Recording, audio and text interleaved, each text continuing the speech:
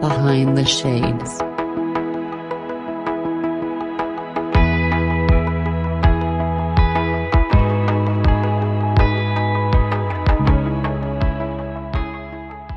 So, I am a holistic health coach. I'm certified as a personal trainer, yoga teacher, and nutrition coach. And I work with clients who are working full time but struggling with digestive issues. Digestive issues can really hold people back from doing things like running a business or working full time. And so I had these issues many years ago, and I know how much of an impact these kind of struggles can stop you from in your career or with your work or with your life in general. And so knowing that, I felt like it was the next step in my life to help teach other people how they could take care of their health in a holistic way that's going to help them feel better and be able to do the things that they want to do in their life. As for where you can find me, I hang out a lot on Instagram. My handle is at Healing with Jennifer. And you can also find me on my website, which is healingwithjennifer.ca. Perfect. So I know these days, health is so important because when we look around the world, a lot of people are struggling, not only mentally, physically, emotionally, and spiritually. So, what are some of the things that you have come in contact with over, let's say, the last 6 to 9 months in your experiences? A lot of my own personal experience or with the people that I help or okay.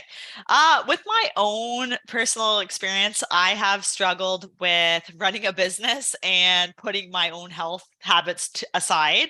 Last year was a perfect example of this. I stopped going to the gym. I wasn't really caring about making food for myself that was healthy. I usually am a planner, so I usually plan these things. Last year, I can tell you I was not doing that, and work was coming before all of the things that I need to do to make sure that I feel my best self. And I think it's such a common thing with running a business or working full time is that there's always that to-do list and we can check everything off and there's always going to be like five more things. And so it's hard to set those boundaries to be able to say, no, I need to stop this. This can get done tomorrow. It's not a super high priority task that needs to be done this instant. And so it was at the end of last year where I was doing some reflection and I realized, wow, I've really put my own, I'm teaching health to other people, to my clients, yet I have been not following my own protocols. I've been skipping the gym. I've lost a lot of weight and not in a good way, more of like I lost a lot of muscle mass. And then I also wasn't eating the best. So my digestion was off. And so I had that wake up moment where I realized I'm not following my own advice. And so that's when I kind of shook myself and said, hey, let's stop this. And I set the intentions for this year to not do that. So I have been really good with my workouts, eating right, and getting back connected with cooking. I really love to cook. And so I really focus on all three of those areas. And I'm really proud of where I've come. And now that I am following my own advice and being that source of inspiration for the people I work with and doing the own work that I preach kind of thing. I remember for me during the lockdowns, for those who remember it, all those years ago, finding a healthy alternative to working out at the gym was a little bit of a struggle for me. And we came up with this joke, how me and my doctor and I, we called it the quarantine 15, meaning that every single person gained 15 pounds or 15% of body fat.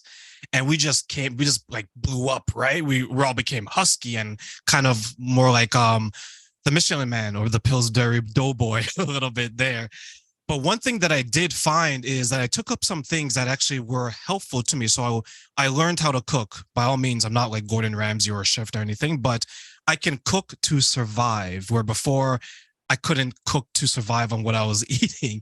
So when you look back and you realize that some of these things that you love doing or you were doing, you're not necessarily doing them as often as before. Was that transition getting back into it difficult, for you, or is it something that you're accustomed because of your past experiences? It was maybe a week or two of some challenges as to figuring out the right routine that was going to work with my new way of living and like working from home and running my business. And so it did take a little bit of trial and error just to figure out what is the best schedule that's going to work for me, that I'm going to be consistent with. And once I figured that out, it was really, really easy to get back on the horse and just keep going. And I think it's really important to see that. And, working with clients, they'll often get really down and hard on themselves when they fall off track. And I always, always tell them that it doesn't matter if you fall off track. What matters that is that you get back on the horse really quickly so that you're not spending so much time falling off track, and that you're able to get back to where you were a lot faster. And that is where the success lies, is the faster you're able to get back on track.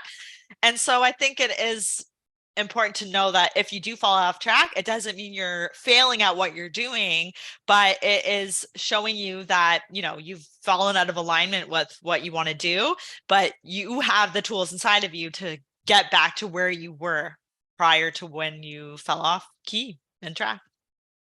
And when you're working with your clients and the people you come in contact with, what are some of the obstacles that are common that prevents them from getting back on track? Number one thing, I would say their own selves. They get in their way. The mind is such a powerful thing, and I can see it with a lot of my clients where they'll tell themselves those stories. There's not enough time in my day, or I'm too busy, or I'm not a good cook, or eating healthy is a challenge. And so the mind often plays this role as this big thing that stands in the way of where you are now and where you want to go. And it's so easy to get swept up in it and to start listening to those stories and believe that they're true, when that's not the case. And that's why I think it is powerful to work with a coach. And speaking of my own personal experience, because I work with coaches too, and they'll be able to see that this is just a story, and they'll be able to call you out on it. And then you're able to get going and prove to yourself that this isn't true, and that you can create some time, and you just need to do a little bit of planning to get to where you want to go. I know for me, eating, because I don't eat meat, I don't know if I shared that the last time, but I'm a pescatarian. I used to be a vegan. And I look at some of these, one of my friends, she shared the story with me where she's like, Terrain, because of the grocery prices, I only can afford to eat chicken once every 2 weeks. Not because, right? Because she wants to, just because of the climate of the world. And I look at some of the people who are trying to maintain their physical health, who are trying to get back on track, as you said. And I agree. One of the main reasons is we get in our own way. We say that, well, I don't have the time, I don't have to do this. And then we either sit on the sofa or we do something that is not requiring a lot of movement. Do you find that as people are overcoming some of the mental blocks, they need that quote unquote kick in the pants to actually get there? Yeah. And I often hear from clients when I do call them out that they're happy, and they'll be like, this is why I love working with you, is because you're able to see the things that I can't see, and then you're able to call me out on it. And it does help them get that fire under their butt to keep moving. And I think it's important too to recognize that it's normal for motivation to fall off, and normal to get stuck in that pattern and that way of thinking. And we're humans, and that's going to happen. But that's the beauty of reconnecting with your why behind why you're doing what you're doing. And then that's usually what can really, really fire someone up to continue moving forward and get them off the couch. 100%.